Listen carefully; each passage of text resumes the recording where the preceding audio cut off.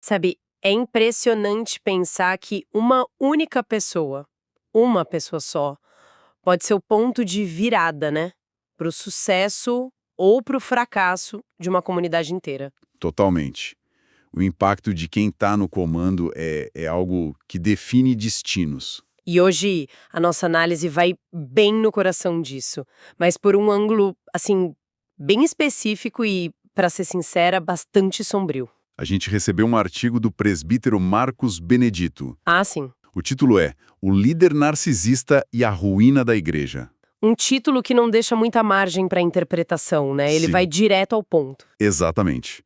E a nossa missão aqui é bem simples, na verdade. A gente vai mergulhar nesse material para entender que perfil de liderança é esse, que exemplos o autor usa para mostrar o tamanho do estrago e, o mais importante, quais são as consequências para todo mundo envolvido. É quase uma exploração de como o ego de um indivíduo pode sabotar projetos e ferir muita gente. E é uma análise fundamental, porque o artigo já começa deixando claro o que está em jogo. Sim, ele não fala de errinhos de gestão, né? Não, ele fala de projetos com potencial de, sei lá, transformar vidas, que são simplesmente abortados. E a causa, segundo o autor, não é falta de dinheiro, não é falta de talento. É a presença de líderes que, no fundo, só pensam em si mesmos. Exato. Então, vamos tentar entender essa dinâmica e, principalmente, que tipo de antídoto o material sugere para isso. Certo. Vamos começar pelo perfil. O autor, olha, ele não mede palavras, ele descreve esse líder como inseguro, vingativo Traiçoeiro, rancoroso. e a palavra que parece ser a chave de tudo, controlador. É uma combinação, assim, bem destrutiva. Sim. E é interessante que inseguro venha logo no começo da lista. Também achei. Muitas vezes a imagem que a gente tem do narcisista é de alguém com excesso de confiança. Mas a fonte argumenta que é o contrário. Que a necessidade de controle vem da insegurança? Exatamente. A necessidade de controle absoluto, de ser o centro de tudo, nasce de uma insegurança muito profunda. Faz todo sentido. E tem um ponto no texto que me pegou de verdade. Ele diz que esse tipo de líder mede o próprio sucesso Pelo controle. pelo nível de controle que exerce e não pelo bem-estar das pessoas. A métrica é o domínio. A motivação não é o que o autor chama de amor ao rebanho. Mas sim o amor próprio. Tudo precisa girar em torno dele. Isso. Esse é o ponto crucial. E o artigo vai além. Ele argumenta que isso não é só uma falha de gestão. É uma falha, digamos, espiritual que compromete a missão inteira da comunidade. Como assim? A fonte descreve a soberba e o desejo de poder não como defeitos de personalidade, mas como, e aqui eu cito, armas do inimigo para impedir a obra de Deus. Nossa, é bem forte. Ou seja, na visão do autor, quando o ego do líder vira o projeto principal, o propósito original da comunidade é abandonado. É uma troca muito perigosa. E para essa ideia não ficar só no campo teórico, o autor faz uma coisa muito interessante. Os exemplos bíblicos. Isso, ele busca na Bíblia arquétipos, quase como estudos de caso milenares, que mostram esse comportamento em ação. É uma forma de dizer, olha, esse problema não é de hoje, ele tem um padrão. Um padrão antigo e reconhecível. Ele usa essas figuras como um espelho para os dias de hoje. E o primeiro exemplo é Saul, o primeiro rei de Israel. Ele é o arquétipo do líder consumido pela inveja. Clássico. Quando Davi, um jovem talentoso, começa a se destacar, Saul não vê isso como uma vitória para o reino dele. Ele vê como uma ameaça pessoal. Exato, uma ameaça direta ao seu status. A ascensão do Davi vira uma obsessão para ele. O que é uma falha de lógica tremenda, se a gente parar para pensar. O sucesso de um membro da equipe deveria ser o sucesso do líder. Claro. Mas a insegurança de Saul era tão grande que ele preferia sabotar o próprio reino até que dividir os holofotes. Ele transforma um ativo em um inimigo. Quantas vezes a gente não vê isso por aí? Muitas. Depois o artigo fala de Absalão, filho do rei Davi. Esse é o perfil do manipulador carismático. Ah, esse é perigoso. Muito.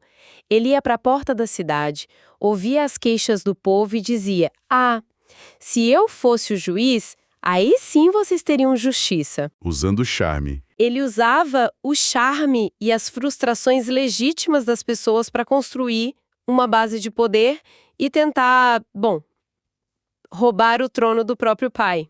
E essa é uma tática muito sutil. Absalão não quer resolver o problema do povo. Não. Ele quer usar o problema para ganhar poder. Ele se apresenta como salvador, mas a agenda dele é puramente pessoal. O resultado, como o artigo lembra, foi uma guerra civil que quase destruiu a nação. A ambição de um homem virou a tragédia de muitos. Exato. E o artigo ainda traz outros dois perfis, talvez um pouco mais sutis. Um é Diótrefes, um líder de uma igreja pequena, local, Certo. que, segundo a fonte, gosta de ter o primeiro lugar e simplesmente expulsava quem não concordava com ele. É o microgestor tirano. O famoso dono da verdade do seu pequeno feudo. Perfeito. E, por fim, os fariseus, que representam a hipocrisia institucional. Eram líderes que mantinham uma aparência impecável de retidão, de autoridade religiosa, Mas por trás, mas usavam essa autoridade para oprimir as pessoas. O autor sintetiza a crítica a eles com uma frase que é devastadora. Quem a si mesmo se exalta será humilhado. o que é fascinante aqui, e talvez seja a grande sacada do artigo, é que ele trata o narcisismo não como um traço de personalidade, mas como uma falha operacional. Uma falha operacional, gostei disso.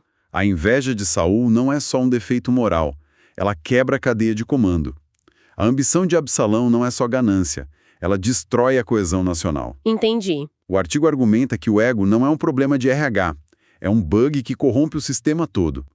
A falha de caráter de uma única pessoa inevitavelmente transborda e causa um dano externo e coletivo. Essa ideia de bug no sistema é muito boa.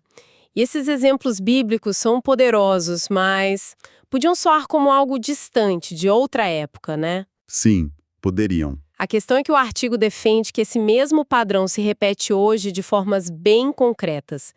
Ele basicamente nos dá uma espécie de checklist, sinais de alerta. E é aí que a análise fica bem prática. O primeiro sinal, e talvez o mais óbvio, é a centralização de todas as decisões. Esse líder ignora ou até dissolve conselhos, comitês. A lógica é, se não fui eu que decidi, não é válido. Isso. Não há espaço para colaboração de verdade. O que, na prática, cria um gargalo imenso. A organização inteira passa a andar na velocidade de uma única pessoa. E pior, ela fica limitada à visão de uma única pessoa. Qualquer ideia que não venha dele ou que não o beneficie diretamente É descartada. A criatividade e a iniciativa da equipe morrem. simplesmente pense diferente. É vista como um traidor. Um traidor. Essa pessoa é silenciada, marginalizada ou removida. Isso cria uma cultura de medo. As pessoas aprendem rápido que, para sobreviver, precisam concordar com o líder, mesmo que saibam que ele está errado. É a receita para criar uma câmara de eco, né? Perigosa. Uma câmara de eco onde o líder só ouve o que quer ouvir e vai se isolando cada vez mais da realidade. E aí decisões ruins são inevitáveis. E o último sinal que o autor lista é o uso do medo e da manipulação para garantir lealdade. Esse me parece o mais sombrio de todos. Com certeza. Não se trata de inspirar confiança ou lealdade pelo exemplo, mas de coagir as pessoas a ficarem do lado dele. Muitas vezes usando informações ou criando um clima de nós contra eles. É um ciclo vicioso, porque um líder que governa pelo medo atrai seguidores que respondem ao medo. Ele molda a cultura à imagem dele. Sim, E como o artigo aponta, a imagem pública e o controle se tornam mais importantes do que o cuidado real com as pessoas. A aparência de sucesso importa mais do que o bem-estar da comunidade. faz todo sentido. Então, se esses são os sintomas da doença, qual é o remédio que o artigo propõe? Ele oferece algum antídoto? Sim, e o contraponto é muito claro e direto. O autor apresenta princípios bíblicos que funcionam como o oposto filosófico desse modelo. Certo. O primeiro é quase um aviso universal, de Provérbios. A soberba precede a queda. É um lembrete de que esse caminho de arrogância tem um destino, inevitável. É tipo uma lei da gravidade moral, por assim dizer? De que Deus resiste aos soberbos, mas dá graça aos humildes. Entendi. Nessa perspectiva, a verdadeira autoridade não é compatível com a arrogância. Ela é concedida a quem reconhece suas limitações. E o antídoto final? O antídoto final, que é o coração da proposta, é o modelo do líder-servo, exemplificado pela figura de Jesus.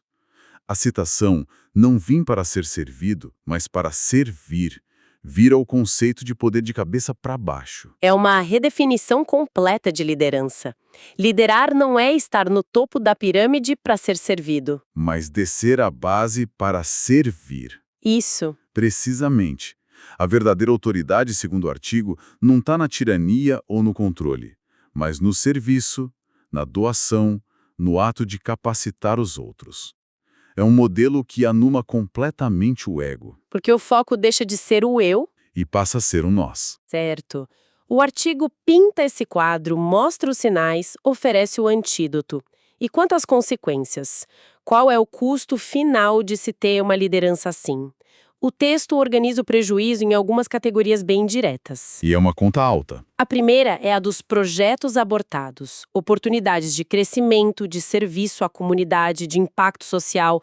Tudo isso morre na praia. Um cemitério de boas ideias. É um cemitério de boas ideias. O líder narcisista não permite que nada que ele não possa controlar de forma absoluta ou que possa dar destaque a outra pessoa floresça. E de talentos também.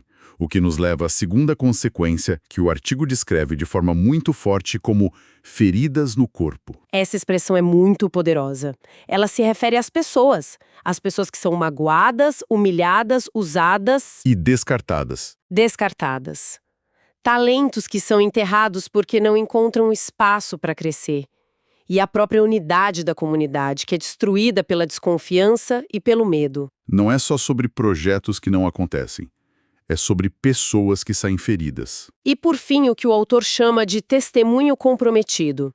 A imagem pública da organização, que deveria ser positiva, fica manchada por escândalos, divisões, brigas de poder. O dano é interno, com as pessoas feridas, e também externo, com a reputação destruída. Diante desse cenário de destruição, a pergunta que fica é: o que fazer?